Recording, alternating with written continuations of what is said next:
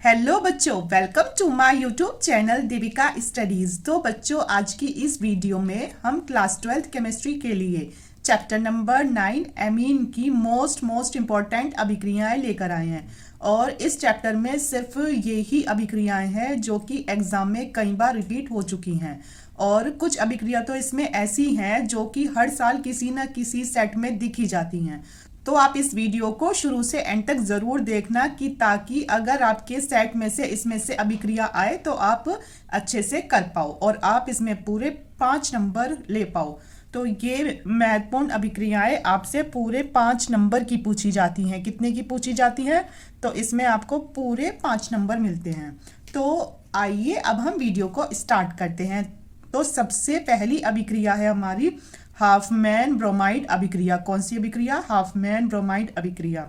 अगर आप previous year उठाकर देखोगे तो ये अभिक्रिया कई बार एग्जाम में पूछी गई है, तो ये इसीलिए मोस्ट इंपॉर्टेंट अभिक्रिया है। तो इस अभिक्रिया का नाम है हाफमैन और साथ में क्या है? साथ में है ब्रोमाइड। यानी इसमें क्या आएगा? तो इसमें ब्रोमीन जरूर आएगा।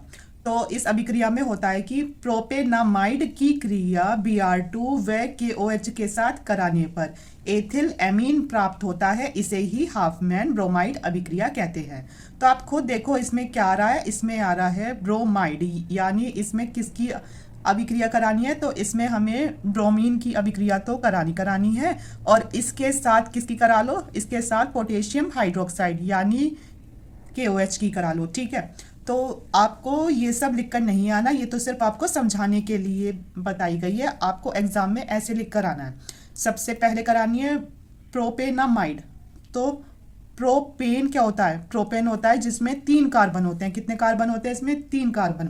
तो इसका सूत्र होता है C2H5। क्या? C2H5CONH2।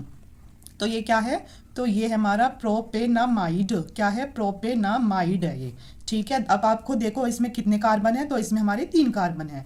इसकी क्रिया किसके साथ करानी है? एक तो है Br2 और साथ में KOH के साथ कराने पर हमें क्या मिलता है? तो इसमें मिलता है हमें एथिल एमीन। एथिल होता है C2H5 और एमीन होता है NH2। तो ये बन गया हमारा एथिल एमीन। क्या बना? तो ये बना हमारा एथिल एमीन। और प्लस साथ में क्या बनेगा इसमें?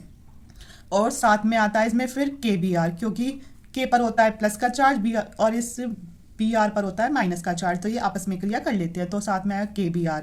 दूसरा आएगा इसमें K2CO3। क्या आएगा? K2CO3 यानी होगा पोटेशियम कार्बोनेट। और प्लस क्या निकलेगा? और प्लस आ जाएगा जल। तो इसमें ये 4 चीजें आएंगी। ठीक है, और ये आप सोचोगे कि ये तो हार्ड लग रही है, पर ये हार्ड नहीं है। अगर आप ये लिखकर सीधा ये रिएक्शन अच्छे से 3-4 बार प्रैक्टिस कर लोगे तो ये आपको हार्ड नहीं लगेगी। आपको इसमें खुद आइडिया हो जाएगा कि किसकी किसके साथ क्रिया करा के हमें क्या क्या प्राप्त होता है। ठीक है, तो अब ये समीकरण संतुलित नहीं है, अब इसे हमें संतुलित करना है। तो आप खुद देखो, इधर जो हमारा Br है वो कितना है? 2 है। और इधर देखा जाए तो इधर हमारा जो Br है वो 1 है। तो इसके आगे लगा दो 2। क्या लगा दिया? तो इसके आगे हमने लगा दिया है 2। ठीक है, अब जब इसके आगे 2 आ गया तो जो हमारा K है तो वो भी कितना हो गया? 2। और इधर और K कितना हो गया? 2। तो अब इसमें हमारा पोटेशियम कितने हुए? तो पोटेशियम हो गए हमारे 4।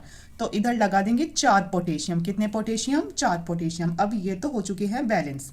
ठीक है, अब हम इसे हाइड्रोजन को और चेक कर लेते हैं। देखो H5 यहाँ है, ठीक है, H2 यहाँ है, ठीक है। और बस H अगर इधर देखा जाए कितने हैं? 4 H हैं। तो इधर देखा जाए कितने H हैं? तो ये हमारे 2 H है। तो इसे बना लो 4। तो अगर 2 की गुना कर देंगे तो ये हमारे 4 H हो जाएंगे। तो अब ये अभिक्रिया हमारी संतुलित हो चुकी है। तो ये हमारी हाफमैन ब्रोमाइड अभिक्रिया। अब हम देखेंगे दूसरी अभिक्रिया जो कि है हमारी श्मिट अभिक्रिया। कौन सी है? तो ये हमारी श्मिट अभिक्रिया। ये भी एग्जाम में कई सालों से रिपीट होती आ रही है। क्या पता ये आप ही के सेट में आए, तो इसे तैयार कर लेना। इस वीडियो को चाहे 3 से 4 बार देख लेना, उससे आपका और अच्छे से रिवीजन हो जाएगा। तो श्मिट अभिक्रिया में होता है कि सांद्र H2SO4 की उपस्थिति में एसिटिक अम्ल की क्रिया हाइड्रोजोइक अम्ल होता है N3H। क्या होता है? N3H से कराने पर मेथिल एमीन बनता है। इसे ही श्मिट अभिक्रिया कहते हैं। तो बच्चों श्मिट अभिक्रिया में क्या होता है, तो श्मिट अभिक्रिया में होता है, आपको पता होना चाहिए, इसमें होता है कि सांद्र H2SO4 की उपस्थिति में, तो ये हमारा क्या है, तो ये हमारा सांद्र H2SO4, इसकी उपस्थिति में एसिटिक अम्ल की क्रिया, एसिटिक अम्ल होता है हमारा CH3COOH, तो ये हुआ हमारा एसिटिक अम्ल। एसिटिक अम्ल का सूत्र होता है CH3COOH।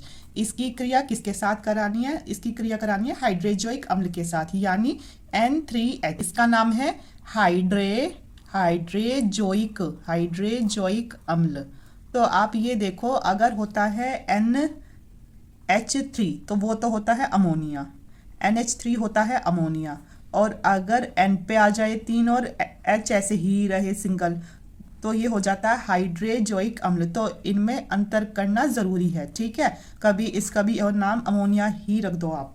तो ये हमारा NH3 होता है अमोनिया और N3H होता है हाइड्रेजोइक अम्ल, ठीक है। इसके साथ कराएंगे तो हमें क्या मिलेगा, तो हमें मिलता है मेथिल, CH3 होता है मेथिल और एमीन होता है NH2, तो हमें मिला इसमें मेथिल एमीन। क्या मिला, तो इसमें मिला है हमें मेथिल एमीन, और साथ में इसमें निकलती है नाइट्रोजन गैस और साथ में कार्बन डाइऑक्साइड गैस, ठीक है। और ये अभिक्रिया इजी इसीलिए भी है क्योंकि इसमें आपको कुछ भी संतुलित नहीं करना पड़ता है, ठीक है। तो हमारी श्मिट अभिक्रिया में होता है कि एसिटिक अम्ल की क्रिया हाइड्रोजोइक अम्ल के साथ सांद्र सल्फ्यूरिक अम्ल की उपस्थिति में कराने पर एक तो मिलता है हमें मेथिल एमीन और दूसरा N2 और CO2। अब तीसरी है हमारी कार्बिल एमीन अभिक्रिया। कौन सी है, कार्बिल एमीन अभिक्रिया। तो जो ये कार्बिल एमीन अभिक्रिया है ये भी मोस्ट इम्पॉर्टेंट है, तो आपको अपने दिमाग में सेट करना है जहां भी आया कार्बिल एमीन, इसका मतलब कि आपको क्लोरोफॉर्म और KOH की क्रिया करानी है। किस किस की, एक तो होगा क्लोरोफॉर्म और साथ में होगा KOH, ठीक है। तो कार्बिल एमीन अभिक्रिया क्या है, इसमें होता है कि एथिल एमीन की क्रिया, एथिल एमीन लेंगे हम C2H5NH2, तो ये तो हो गया हमारा एथिल एमीन। क्या हुआ, तो ये हुआ हमारा एथिल एमीन। इसकी क्रिया किसके साथ करानी है, अभी बताया था, एक तो करानी है आपको क्लोरोफॉर्म के साथ। किसके साथ, क्लोरोफॉर्म के साथ। क्लोरोफॉर्म का सूत्र होता है CHCl3, क्या होता है, CHCl3 के साथ। और दूसरा इसकी अभिक्रिया करानी है पोटेशियम हाइड्रोक्साइड यानी KOH के साथ। अगर इन्हें गर्म किया जाता है तो हमें क्या मिलता है, इसमें मिलता है एथिल आइसोसाइनाइड। क्या, एथिल आइसोसाइनाइड।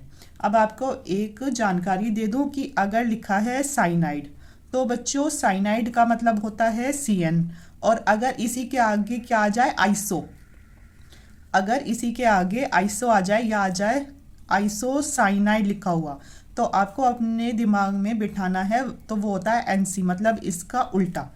अगर साइनाइड है तो होगा हमारा CN, और अगर आइसोसाइनाइड है तो हो जाएगा NC, ठीक है। तो हमारा क्या बनेगा, एथिल आइसोसाइनाइड। एथिल का मतलब हो गया है हमारा क्या, C2H5, और आइसोसाइनाइड का मतलब NC, तो इसका नाम है एथिल आइसोसाइनाइड। क्या है, एथिल आइसोसाइनाइड बनता है, ठीक है।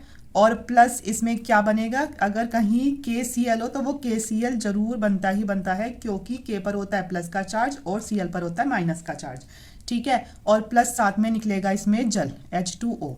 अभी ये समीकरण संतुलित नहीं है, इसे हमें संतुलित करना है। तो संतुलित करने के लिए हमने यहाँ देखा कि यहाँ हमारे जो Cl है तो वो कितने, 3 Cl है, और अगर इधर चेक किया जाए, इधर हमारे ये हटा दो, ठीक है, कभी इसमें आप कंफ्यूज हो जाओ तो आपको समझाने के लिए था। तो इसमें हमारा 1 Cl, इधर है 3, तो इसे कर दो संतुलित, यहाँ लिख दो 3। और जब यहाँ हमारे 3 Cl हो गए तो अब देखो आप पोटेशियम कितने हो गए, पोटेशियम हो गए 3 यहाँ, और जबकि इधर देखा जाए एक ही पोटेशियम है तो 3 पोटेशियम हमने कर लिया यहाँ, ठीक है। अब जब इसमें चेंज आया तो हाइड्रोजन में भी चेंज जरूर आया होगा।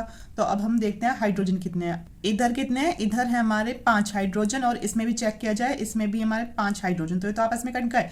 अब देखा जाए दूसरा है 2 हाइड्रोजन है इसमें, एक हमारा 3 हाइड्रोजन, 3 हो गए ये और 3 हो गए ये, तो पूरे इधर हो गए हमारे 6 हाइड्रोजन। और जबकि यहाँ देखा जाए तो हमारे कितने हाइड्रोजन हैं, तो यहाँ हमारे 2 हैं, तो इसे 6 बनाने के लिए 3 से गुना करनी पड़ेगी। तो अब यहाँ हमारे 3 दूनी 6 हाइड्रोजन हो गए हैं, तो ये समीकरण अब संतुलित हो गई है, ठीक है, तो ये थी हमारी कार्बिल एमीन अभिक्रिया जिसमें एथिल एमीन की क्रिया क्लोरोफॉर्म और पोटेशियम हाइड्रोक्साइड के साथ गर्म करने पर एथिल आइसोसाइनाइड और पोटेशियम क्लोराइड और साथ में H2O मिलता है। अब है हमारी ग्रेबिल थैलेमाइड अभिक्रिया। तो बच्चों इसकी जितनी तारीफ की जाए उतनी कम है। इसका मतलब कि ये तो हर साल किसी ना किसी सेट में जरूर दिख जाती है और ये आपसे सीधी 2 नंबर या फिर 3 नंबर की भी पूछ ली जाती है, इसीलिए और ये थोड़ी टफ होती है, इसीलिए इसे बच्चे छोड़ देते हैं। पर आप अगर पूरे 2 या 3 नंबर पाना चाहते हो तो आप इसे जरूर से जरूर कर लीजिए। ठीक है, तो ये क्या होती है, तो ये होती है हमारी ग्रेबिल थैलेमाइड अभिक्रिया। तो इसमें क्या होता है, इसमें होता है कि थैलेमाइड की क्रिया क्षारीय माध्यम में एल्किल हैलाइड से कराने पर 1 डिग्री एमीन यानी प्राथमिक एमीन जो कि होता है RNH2 का निर्माण ही ग्रेबिल थैलेमाइड संश्लेषण कहलाता है। आपको ये सब लिखने की जरूरत नहीं है, पर आपको इसमें ये पता होना चाहिए कि इसमें किससे क्या बन रहा है। ठीक है, तो इसमें होता है कि ये क्या लिखा है, तो ये हमारा थैलेमाइड। तो सबसे पहले हम क्या करेंगे, इसमें करेंगे हम थैलेमाइड की क्रिया। ठीक है, अब आपको उसके लिए थैलेमाइड का सूत्र पता होना चाहिए। तो इसमें सबसे पहले बनाते हैं बेंजीन रिंग। क्या बनाएंगे, बेंजीन रिंग। ठीक है, अब इसकी ऑर्थो पोजीशन और इसकी मेटा पोजीशन, इन दोनों पर होते हैं कार्बन। और जब ये कार्बन है तो इनके साथ डबल बॉन्ड पे ऑक्सीजन जरूर होंगे। ठीक है, ये होगा इनके साथ ऑक्सीजन। और जब ये ऐसे हो रहे हैं तो इनके साथ एक नाइट्रोजन और हाइड्रोजन जरूर होगा। तो ये होता है हमारा थैलेमाइड का सूत्र, मतलब कि बेंजीन रिंग की ऑर्थो और मेटा पोजीशन पर कार्बन होते हैं और कार्बन के साथ डबल बॉन्ड में ऑक्सीजन होते हैं और इनके साथ N और H भी जुड़ा होता है। तो ये होता है हमारा थैलेमाइड। क्या हुआ ये, तो ये हुआ हमारा थैलेमाइड। ठीक है, अब इसकी क्रिया क्षारीय माध्यम यानी KOH, क्षार होता है हमारा KOH के साथ कराएंगे। तो इसमें क्या निकलेगा, इसमें निकलेगा जल। क्या निकल जाएगा, H2O। अब एक H इसका हट गया और O इसका हट गया, तो अब इसमें क्या बचा, K बचा। तो ये K हट के इस H के पास आ जाएगा। तो मतलब अब N के साथ क्या आएगा, K आ जाएगा। ठीक है, तो इसे और सबको ऐसा का ऐसा ही लिख दो कि इसकी ऑर्थो और मेटा पोजीशन पे कार्बन, उनके साथ डबल बॉन्ड में ऑक्सीजन और फिर N, और अब बस N के साथ क्या आया, K आ जाएगा यहाँ कूद के। तो NK हो गया। तो इसे बोलते हैं पोटेशियम थैलामाइड। क्या है इसका सूत्र, इसका सूत्र है पोटेशियम थैलामाइड। पोटेशियम थैलामाइड या फिर थैलेमाइड होगा, है ना, पोटेशियम थैलेमाइड इसका सूत्र होगा। अब ये तो हो गया। अब क्या है कि एल्किल हैलाइड से कराने पर, एल्किल हैलाइड होता है RX, एल्किल हैलाइड होता है RX, और इसमें से क्या निकलेगा, KX इसमें से निकल जाएगा, मतलब X का X निकल गया और जो K है ये हट गया। तो अब इसकी जगह N के साथ कूद के क्या आएगा, R आ जाएगा।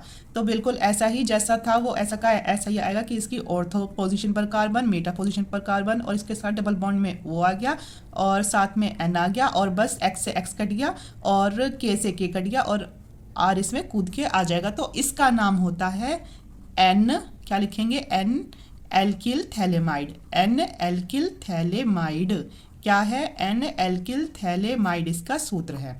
ठीक है, अब अगला क्या होगा इसमें स्टेप, अगला होगा कि अब इसमें हम 2H2O से क्रिया कराएंगे। किससे, 2H2O से क्रिया कराएंगे तो हमारा क्या बनेगा इसमें, तो इसमें बनता है हमारा थैलिक अम्ल। तो थैलिक अम्ल का सूत्र क्या होता है, थैलेमाइड तो आपने देख लिया, तो थैलेमाइड तो हो गया। अब है हमारा थैलिक अम्ल। अम्ल आपको बताया था COOH होता है। COOH क्या कहलाता है, अम्ल कहलाता है COOH। तो आपको पता है यहाँ कार्बन होता है, यहाँ कार्बन होता है और इसके साथ डबल बॉन्ड में O, इसके साथ O और OH आ जाएगा यहाँ, OH आ जाएगा यहाँ, क्योंकि देखो COOH हो गया, COOH हो गया। तो इसका नाम हो गया हमारा थैलिक अम्ल। क्या है, इसका नाम है थैलिक अम्ल। और प्लस साथ में क्या बनेगा, RNH2 यानी प्राथमिक एमीन कह दो या 1 डिग्री एमीन कह दो। ठीक है, RNH2 इसमें आता है क्योंकि H2 आ गया एक, तो N आ गया इसका ये, क्योंकि अब N नहीं है इसमें, और जो R था वो भी आएगा। ठीक है, तो अब ये तो बहुत ही आसान है ग्रेबिल थैलेमाइड में कि इसमें थैलेमाइड की क्रिया क्षारीय माध्यम में एल्किल हैलाइड से कराने पर 1 डिग्री एमीन का निर्माण ही ग्रेबिल थैलेमाइड संश्लेषण कहलाता है।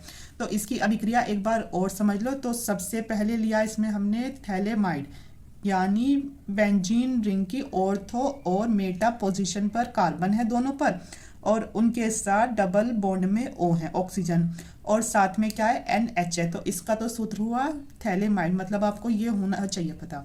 फिर इसमें आपने KOH से क्रिया कराई तो इसमें H2O निकल गया, ये दोनों H और O। तो अब पोटेशियम कूद के यहाँ आ जाएगा, मतलब अब तक तो ये सूत्र था कि N के साथ H था, अब H हटकर यहाँ कूद के आ जाता है पोटेशियम, तो ये बन जाता है हमारा पोटेशियम थैलेमाइड। क्या आ गया? तो ये हो गया हमारा पोटेशियम थैलेमाइड। ठीक है, अब ये हो गया। अब आ जाएगा हमारा एल्किल समूह। क्या आएगा? एल्किल समूह, जो कि होता है RX। अब ये पहले H की जगह आ गया K, अब इस K की जगह आ जाएगा R। ठीक है, अब इस K की जगह क्या आएगा? R आएगा। RX की उपस्थिति में कराएंगे और KX इसमें से हट जाएगा, K हटा X हटा, जब भी तो इधर सिर्फ R आएगा। तो ये हो गया अब हमारा NR, तो ये हो गया N एल्किल थैलेमाइड। अब इसकी किसके साथ कराएंगे? 2H2O से कराएंगे। तो अब हमारा इसमें बन जाएगा थैलिक अम्ल। क्या बनेगा? थैलिक अम्ल और 1 डिग्री एमीन। ठीक है, तो ये था हमारा इसकी मोस्ट इंपॉर्टेंट अभिक्रिया। तो आज की वीडियो में इतना ही, और अगर आप चैनल पर नए हैं तो चैनल को सब्सक्राइब करना कि आपको ऐसे ही इम्पॉर्टेंट क्वेश्चंस एग्जाम तक मिलते रहे, कि ताकि आप एग्जाम में अच्छे मार्क्स लेकर आओ। और अगर आपको हमारी वीडियो पसंद आई हो तो चैनल को सब्सक्राइब करना, वीडियो को लाइक शेयर और कमेंट ज़रूर करना। Thank you so much.